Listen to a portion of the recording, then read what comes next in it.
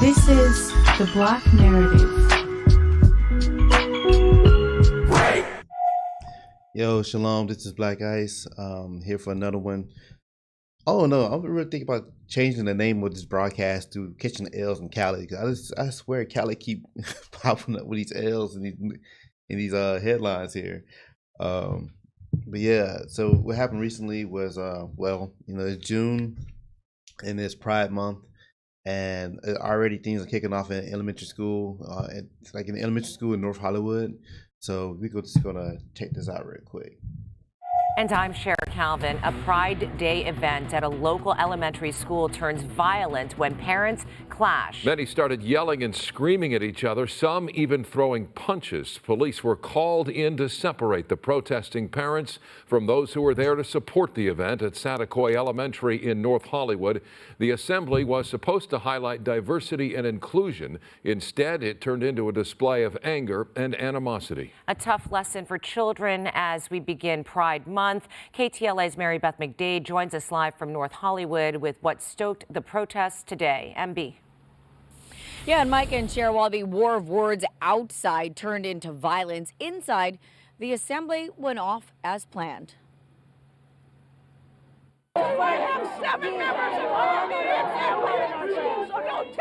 Leave our kids alone.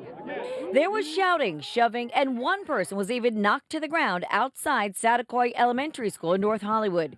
The LAPD was there to try to keep the peace, while the dueling demonstrators clashed over opposing views about a pride assembly being held at the school. I disagree with the fact that a kindergarten should not have to be educated on this. There comes a time and a place where they all do need that education, but kindergarten and elementary is not the place. Los Angeles is very diverse. So in public schools, there's going to be students who have same-sex parents. So we need to talk about that. As part of the assembly, the book, The Great Big Book of Families, which discusses LGBTQ families, was read. There is one sentence in the book, it is many pages, but the one sentence says some families have two moms and some have two dads. It also talks about some families are raised by their grandparents, some are raised with just one parent. So it's one reference to the existence of LGBTQ families. So when we went to the educators and we said, what are you going to tell my child when he comes to you and says, you know, I have a mommy and a daddy. What does it mean to have two daddies? My mommy was pregnant with me. Which daddy was pregnant? How did the daddy have a baby? None of them were able to answer our questions. We as parents have the right to be able to determine when and where the appropriate setting is for our children to learn about that. We're told the Pride Assembly went on as planned and the book was read. I just got out of the assembly, to come out and see how's everything going up here. It's nothing bad. It's really like education about different cultures, about LGBT with Celebration Pride Month. A school police officer tells us that no arrests were made. They say that one man had to be treated by paramedics and was released. For now, reporting. I got one more I want to show y'all. I tell them right now, you don't have a child here. You cannot say what my child should learn or not.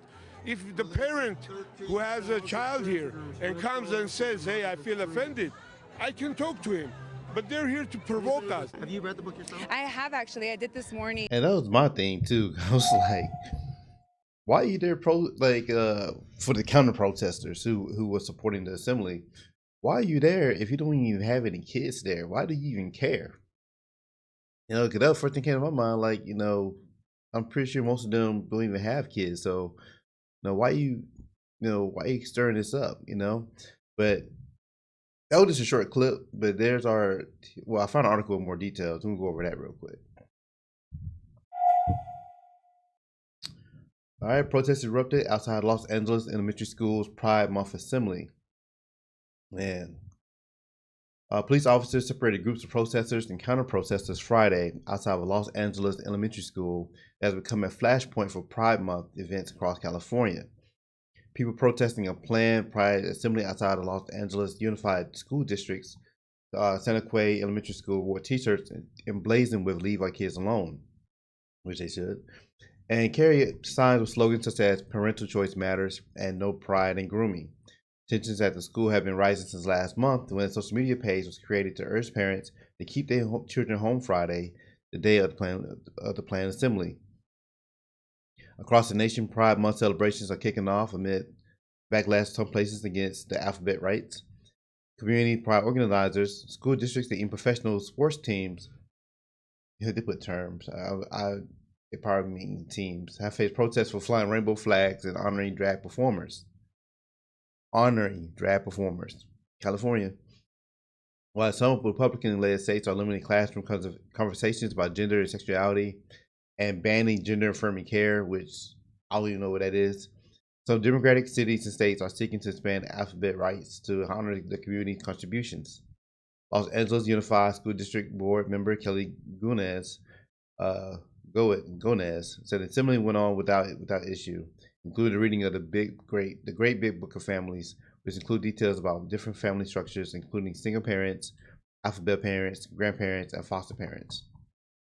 Right. Gonez says the school board wants to listen and have these tough conversations with parents who don't support the assembly. My thing is, those conversations should have had before that assembly got approved in the first place. And another thing I was thinking about too, they know when they're doing. They know when they're going to stir up a ruckus, right? Because I know I've been out of school for many, many years now, but for her to be there, knowing that the press is going to be there, there's going to be protests there, you already kind of preparing for this. That's the vibe I got from it. At the same time, I think it's really important to be factual about what content was shared today. The fact that it is age appropriate and simply about providing inclusive, welcoming environments to all our students and families, she said. What is age appropriate? What's the definition of that? According to who? Outside of school, protesters against assembly outnumbered those who were in support. Some protesters identified themselves as parents and students in the district, would not give their full names during interviews. I wouldn't either. Saying that they had agreed not to as a group, citing safety concerns. I totally agree with that. Raleigh, they said they felt elementary school was too young to discuss alphabet issues. This is assembly for kindergartners. I totally agree. Ariel, whose 6-year-old son attends Saticoy, says she didn't know about assembly until she dropped him off at school Friday morning. She joined a protest against assembly and said it was frustrating that school didn't tell parents about the topic ahead of time. Yeah, and then they kind of threw me off a little bit because towards the top of the article saying there was a social media page urging parents to stay home, keep the kids at home Friday. So somebody knew. So I'm not sure. I mean, like I said, I've been out of school for a long time now, but I know back in the day, they sent home a slip or something like kind of let you know there's something going on. They had to get signed or a field trip or anything of that sort. Now, in recent years, I've even seen some parents have apps connected to their school where they get notifications and messages directly from the school. So I'm not sure how people not being informed. I don't know if it was her particular situation or that's something the school purposely did by not, notifying all the parents. I'm not sure. She said she doesn't feel age appropriate for elementary school, but added that she thought it would be fine for when her son's in middle school. It has to do with where he is in development. Basically, parents want the choice to decide if they ever do want to discuss those certain types of things, which education starts at home. Ray Jones, who uses the pronoun they, oh my God, said they are a drag queen in North Hollywood and do not have children in school, but they thought it was important to show up. Let me read that again. Ray Jones, who uses the pronoun they, said they are a drag queen in North Hollywood and do not have children in the school, but thought it was important to show up. They shouldn't even be allowed near the school.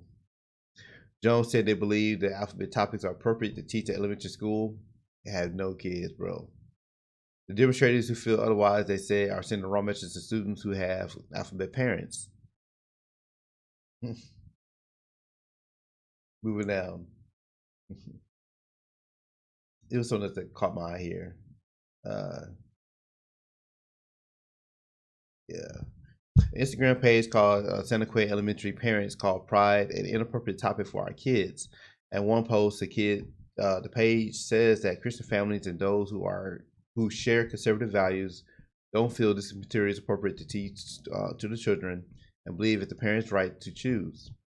It's not clear who started the page, but it also includes phone numbers and emails addresses or district and school officials urging parents to call them to protest the event. And moving down here.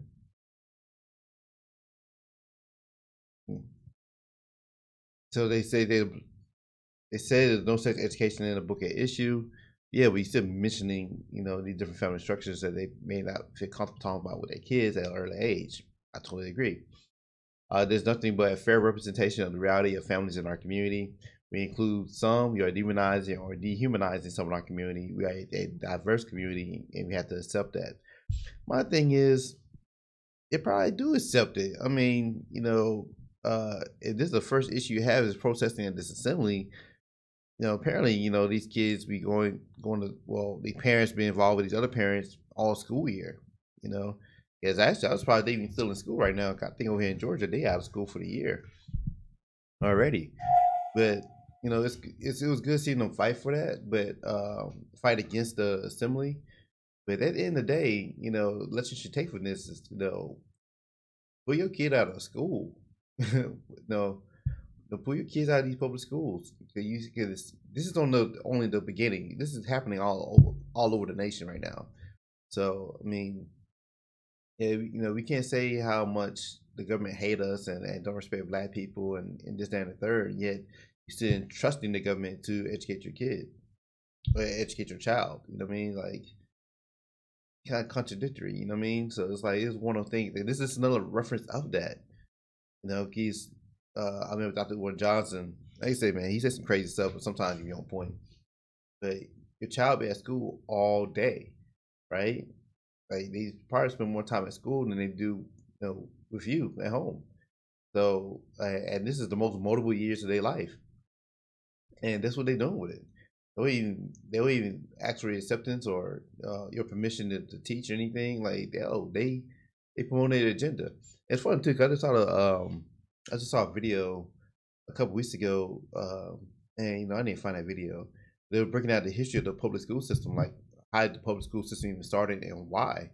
And they never started to educate our children here in the country. They did it to build up a workforce, and I think Rockefeller was one of the biggest people behind it.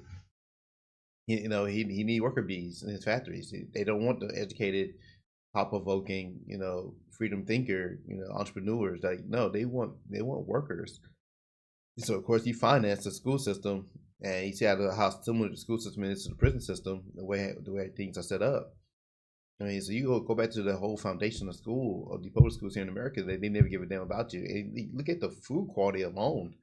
Like, what they feeding the kids. Now, like some schools are doing better, but overall, I mean, even that capitalism in these corporate contracts, they just legally feeding your children trash. And so they already don't care about you. You already know they don't care about your kids. So why just keep putting them in these certain situations? So it's like, so I know I'd be picking on Cali, but this is set an example where they want it happening all over the nation too. And when I saw the video clip, like, yeah, I get it, you fighting back and protesting, and rightfully so.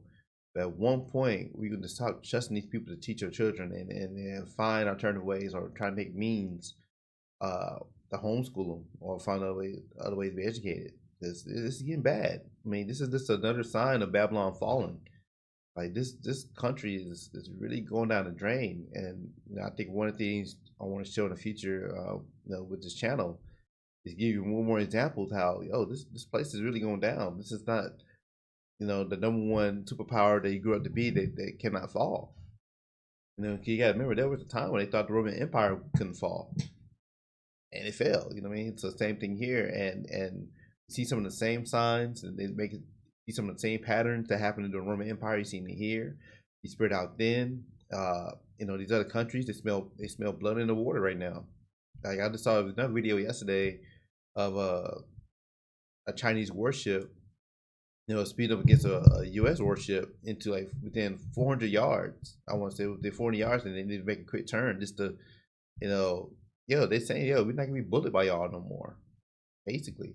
And of course, the news gonna spin it saying, China was being like, trying to initiate war or whatnot. But the U.S. been bullying the world for a long time now, and people ready for a change. That's why you see things like BRICS happening. You see, China, Iran, and Russia working together, and having war exercises together. It's, they're about to go down soon at some point. And then America been losing the past few wars. I mean, we was in Afghanistan for 20 years, came out with an L. Didn't win Vietnam. We didn't win the Korean War. Like, we started some stuff in Iraq. Like we destabilized other, economies, other nations to our advantage. During the Obama era, he triggered a whole slave trade in Libya. Like, it's really beginning to go down here, and you already have like a low birth rate in this country as it is now already, and now you're trying to, you're pushing these certain agendas and curriculum to these kids like at an early age. Like I said, man, like how many of those counter protesters even have kids or even desire to have kids? But they know that to try to have a say in things, they have to aim for young people, because if you got all the gay people here, they're not making kids, and you see some trying to adopt more now, but they end up dying off. Like that doesn't sustain any society. Like, you can't name one society with mostly gay people. It doesn't work that way. You have no birth rate. You keep it going. So they have to aim for the kids. And I just saw another video recently with Target, celebrating Pride Month, and almost literally half the clothes they had in there were the Pride clothes were kids' clothes, little baby clothes, like from babies to toddlers. So yeah, so they definitely attacking the kids because that's what they need to survive. I mean, it is common sense. So what they're doing, but this one thing about Black people, we have to stop being. We don't hate this place enough to want change. We still too satisfied with it. And we had to. I mean, I guess that's one thing I'll probably start doing in the future. It keeps and I both, and to show instances of how this place is really going down, and you shouldn't be in love with this place because this place is wicked, and the things they're doing is not for our best interest at all.